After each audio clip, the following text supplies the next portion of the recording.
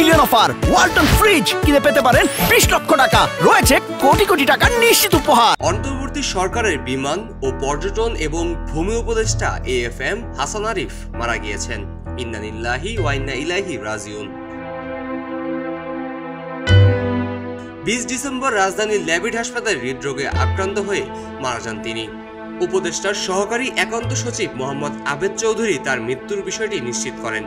উপদেষ্টা হাসান আরিফের ছেলে মুয়াজ আরিফ গণমাধ্যমকে জানান, তার বাবা উপদেষ্টা হাসান আরিফ হঠাৎ করেই মেঝেতে পড়ে যায়। এরপর তাকে রাজধানীর ল্যাবিড হাসপাতালে নিয়ে যাওয়ার পর কর্তব্যরত চিকিৎসক তাকে মৃত ঘোষণা করেন। গত 8 আগস্ট অন্তর্বর্তী সরকারের উপদেষ্টা হিসেবে শপথ নেন AFM হাসান আরিফ। এর আগে 2001 থেকে 2005 সালের 28 এপ্রিল পর্যন্ত অ্যাটর্নি জেনারেল হিসেবে দায়িত্ব পালন করেন AF হাসান আরিফ। এছাড়াও ফখরুদ্দিন আহমেদের নেতৃত্বে তত্ত্বাবধায়ক সরকারের আইন, বিচার ও সংসদীয় বিষয়ক মন্ত্রণালয়, ভূমি এবং ধর্ম মন্ত্রণালয় বিষয়ক উপদেষ্টা হিসেবে দায়িত্ব পালন করেন। AFM হাসান আরিফ 1941 সালে কলকাতায় জন্মগ্রহণ করেন। কলকাতার সেন্ট জেভিয়ার্স কলেজ থেকে মাধ্যমিক ও উচ্চ মাধ্যমিক শিক্ষা সম্পন্ন করেন। এরপর স্নাতক এবং LLB ডিগ্রি সম্পন্ন করেন কলকাতা বিশ্ববিদ্যালয় থেকে। ভারতের পশ্চিমবঙ্গের কলকাতা হাইকোর্টে 1967 সালে আইনজীবী হিসাবে কাজ করেন। এরপর ঢাকায় এসে বাংলাদেশ হাইকোর্টে কাজ শুরু করেন।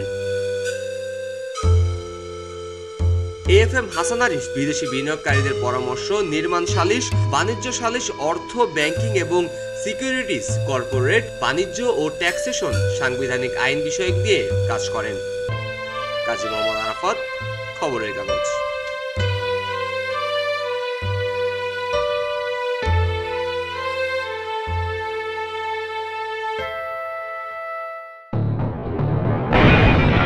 সবাই যখন জোয়ারে গা ভাসায়, কেউ কেউ শির দাঁড়া সোজা করে ঘুরে দাঁড়ায়। সময় যেখানে প্রতিনিয়ত হার মেনে নিতে শেখায়, কেউ কেউ চ্যালেঞ্জ ছুড়ে দেয়।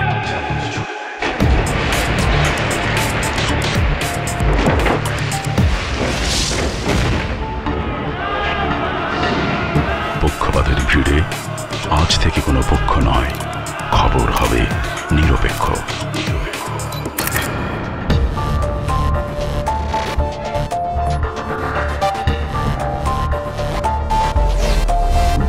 তথ্যবাদ, খবর হবে নিখাত।